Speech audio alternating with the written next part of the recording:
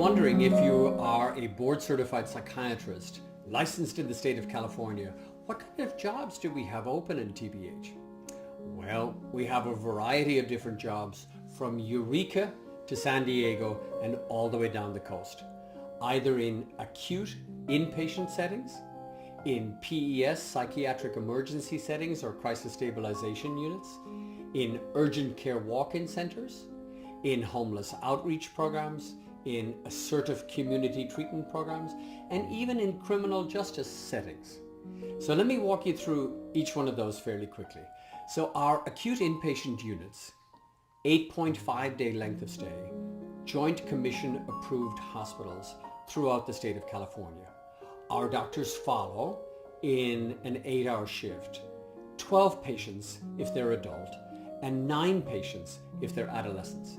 We have the availability of 8-hour shifts, 12-hour shifts, 10-hour shifts, and 16-hour shifts, depending upon the caseload size that you would like.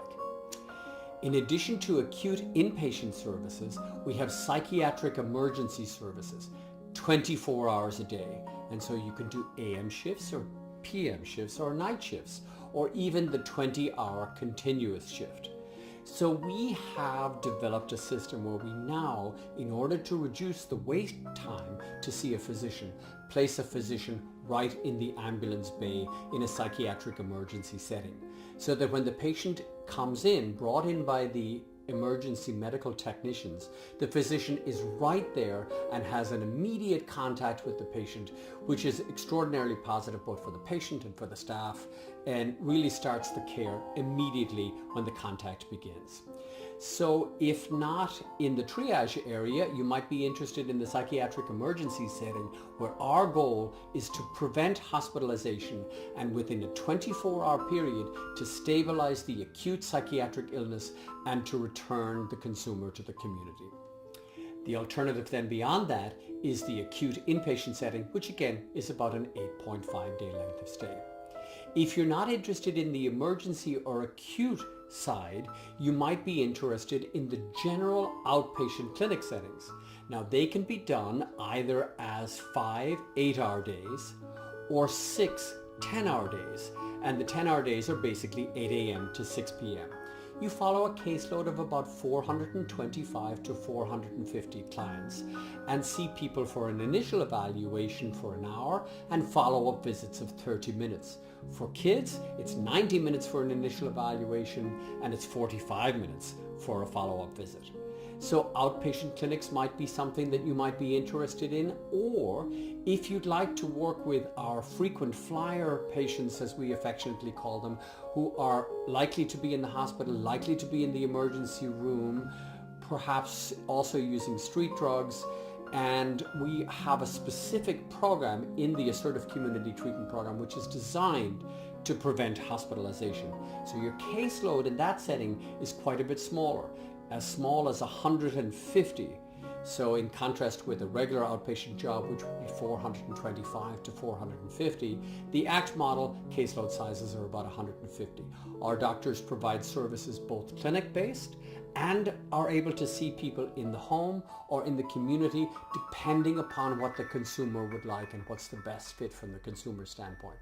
These are great opportunities for doctors who like to work with schizophrenia, schizoaffective disorder, bipolar disorder, and with folks who are at significant high risk. It's a prophylaxis against what we used to speak of in terms of lost to follow-up. In order to prevent lost to follow-up, we have ACT model programs that we hope will reach people who otherwise might be. If you're not interested in that setting, you could be interested perhaps in our criminal justice settings. Now, TBH is not a company where the psychiatrists do much in the way of forensic work, evaluations for competency and participation in your own defense, but more the clinical kinds of work that can be done in a criminal justice setting. Our patients are typically the patients who are arrested for things like public urination, stealing a bicycle, sit and lie violations, vagrancy, or the kinds of things that we associate with people who may have schizophrenia, who may have co-occurring disorders, might be abusing street drugs or sampling street drugs, And this kind of patient population, which is pretty high risk from a criminal justice perspective, gives us an opportunity to extend the kinds of settings that we're in. So in the criminal justice setting, we have both acute inpatient services right there in the jail, and we also have work in the booking section of the jail, where from 7 a.m. in the morning till the following morning at 7 a.m. we have physicians in 24-hour day cycles who are evaluating patients coming into the jail setting who might be taking psychiatric medications and might have a psychiatric diagnosis. If we can intervene right at the point where somebody is arrested, we can make a very significant impact. The RN calls the pharmacy and verifies that there is in fact a medication that has been prescribed by a physician and is being picked up by the consumer, and medication can be started at the discretion of the physician right there and then.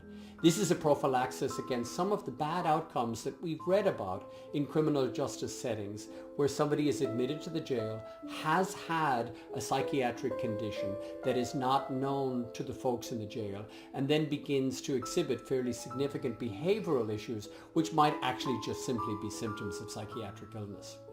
So the criminal justice area is also something that you might want to consider within TBH. So quick summary: Eureka to San Diego, all the way down the coast, acute inpatient services, crisis stabilization or psychiatric emergency and triage setting, outpatient clinics, assertive community treatment programs, and also the settings where we get to work with folks who may have involvement from criminal justice.